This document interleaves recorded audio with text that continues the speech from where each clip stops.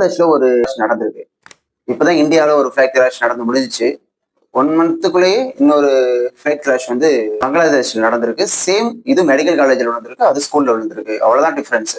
என்ன பிரச்சனை ஏர்கிராஃப்ட்ல? எதனால இது மாதிரி பிரச்சனைகள்லாம் வருது? அது மட்டும் இல்லாம ஏர் இந்தியாவுக்கு வந்து கடந்த 6 மாதங்களா 9 நோட்டீஸ் வந்து டிஜிசிஏ வந்து அனுப்பியிருக்காங்க.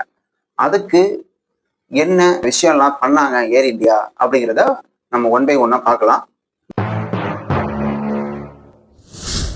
இப்போ பங்களாதேஷ்ல வந்து நேற்று வந்து ஒரு ஸ்கூல் மேல வந்து ஒரு ஃபிளைட், அது வந்து ட்ரைனிங் ஃபிளைட் தான். அந்த ஃபிளைட் வந்து விழுந்து அங்கே உள்ள ஸ்டூடெண்ட்ஸ், டீச்சர்ஸ் எல்லாம் இறந்துருக்காங்க. அந்த பைலட்டும் இறந்துட்டாரு.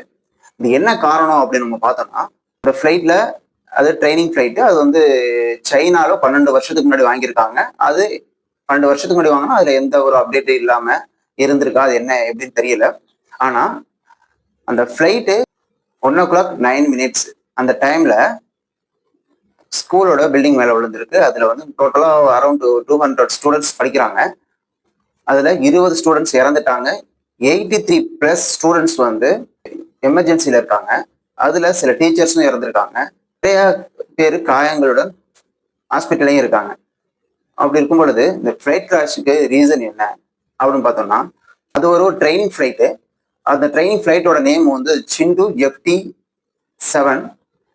அந்த ஃபிளைட் விழுந்த இடம் பார்த்தீங்கன்னா, டாக்கால உள்ள உத்தாராங்கிற பகுதியில milestone school and college campus, அந்த இடத்துல அந்த பகுதியில போயிட்டு அந்த ஃபிளைட் வந்து விழுந்திருக்கு. இது ஒரு பக்கம் இருக்க, நமக்கு இந்தியாவில் ஒரு ஃபிளைட் கிராஷ் நடந்துச்சு, ஓகேங்களா? இப்போ அந்த ஃபிளைட் கிராஷ்க்கு முன்னாடி கடந்த 6 மாதங்கள் முன்னாடியே 9 நோட்டீஸ் வந்து டிஜிசிஏ வந்து அனுப்பியிருக்காங்க. டிஜிசிஏனா டைரக்டரேட் ஜெனரல் சிவில் ஏவியேஷன். இவங்க இந்த டிபார்ட்மெண்ட் வந்து கடந்த 6 மாதங்கள்ல 9 நோட்டீஸ் வந்து ஏர் இந்தியாவுக்கு அனுப்பியிருக்காங்க. அப்போ அந்த 9 நோட்டீஸ்ல டோட்டலா ஒரு ஃபிளைட் வந்து இப்போ நம்ம எல்லா டிபார்ட்மெண்ட்டுக்கும் ஒரு எப்படி ஒரு இன்வெஸ்டிகேஷன், ஒரு லைசன்ஸ் ப்ரொவைட் பண்றது எல்லாமே இருக்கோ, அது மாதிரி தான் ஃபிளைட்டுக்குமே இது மாதிரி இன்வெஸ்டிகேஷன் பண்ணுவாங்க. அப்படி பண்ணும்போது அது 9 நோட்டீஸ் இதெல்லாம் ஃபால்ட்டா இருக்கு, இதெல்லாம் சேஞ்ச் பண்ணுங்க அப்படின்னு சொல்லிட்டு ரிப்போர்ட் அனுப்பிச்சிருக்காங்க. ஆனா அதை எதுவுமே ஏர் இந்தியா கரெக்டா ஃபாலோ பண்ணல. ஸ்லைட்ஸ் எமர்ஜென்சி எக்ஸிட் ஆகட்டும், அதுல ஏதாவது பிரச்சனை இருக்கட்டும், இல்ல ஃபியூல் கண்ட்ரோல் சுவிட்சில் ஏதாவது பிரச்சனை இருக்கட்டும், இல்ல பைலட்ஸுகளை சரியா பராமரிக்கிறாங்களா, இல்ல அதுக்கு அவங்களுக்கு தேவையான டைம் கொடுத்து எவ்வளோ ஹவர்ஸ் ஓட்டணுமோ அதுக்கு ஏற்ற தேவையான விஷயங்களை பண்ணி கொடுக்குறாங்களா, இது மாதிரி விஷயங்கள் எல்லாமே ஒரு ஃபிளைட் ஓட்டணும்னா இது மாதிரி விஷயங்கள் எல்லாமே செய்யணும். ஆனா அது எந்த விஷயமும் சரியா ஃபாலோ பண்ணாம, இன்னொரு விஷயம் என்னன்னா, இப்போ ஒரு விஷயம் நடக்குதுன்னா அதுக்கு தேவையான சரியான ரிப்போர்ட்ஸ் மெயின்டைன் பண்ணணுமா. அதாவது எப்படின்னா, இப்போ இந்த விஷயம் நடந்திருக்கு, ஓகே இவங்க பணிபுரிஞ்சிருக்காங்க, அன்னைய டேட்ல இது மாதிரி விஷயம் நடந்திருக்கு, இதெல்லாம் செக்அப் பண்ணியிருக்கோம் அப்படின்னா ஒரு ரிப்போர்ட் டெய்லி மெயின்டைன் பண்ணணும். அந்த ரிப்போர்ட் எதுவுமே அவங்க மெயின்டைன் பண்ணல. சப்போஸ் இது இஷ்யூ ஆயிருக்கு, இது ஃபால்ட் ஆயிருக்கு அப்படின்னு சொல்லிட்டு ரிப்போர்ட் மெயின்டைன் பண்ணா மட்டும்தான் அதை ரிசால்வ் பண்ண முடியும். அது மாதிரி ரிப்போர்ட்டும் மெயின்டைன் பண்ணல. ரிப்போர்ட்டே மெயின்டைன் பண்ணாம இது போயிட்டே இருந்ததுனாலதான் இந்த மாதிரி இஷ்யூலாம் நடந்திருக்கு. இதை வந்து டிஜிசிஏ வந்து கண்டிச்சிருக்காங்க. ஆனா இது ஏர் இந்தியா வந்து அவங்களுக்கு ரெஸ்பான்ஸ் பண்ணல ப்ராப்பரா. அதுதான் இதுக்கு நடந்த விஷயம். இந்த விஷயத்த வந்து இப்பதான் டிஜிசிஏவே சொல்றாங்க. அப்படிங்கும்பொழுது இது ஒரு பெரிய விபத்தும் ஆயிருக்கு, ஓகேங்களா? ஆனா இப்போ வந்து போயிங் சம்மந்தப்பட்ட அவங்க எல்லாம் என்ன சொல்றாங்கன்னா, பைலட் மேலேயே கை காமிக்கிறாங்க. இதுதான் பெரிய விஷயமா இப்ப இங்க பார்க்கப்படுது.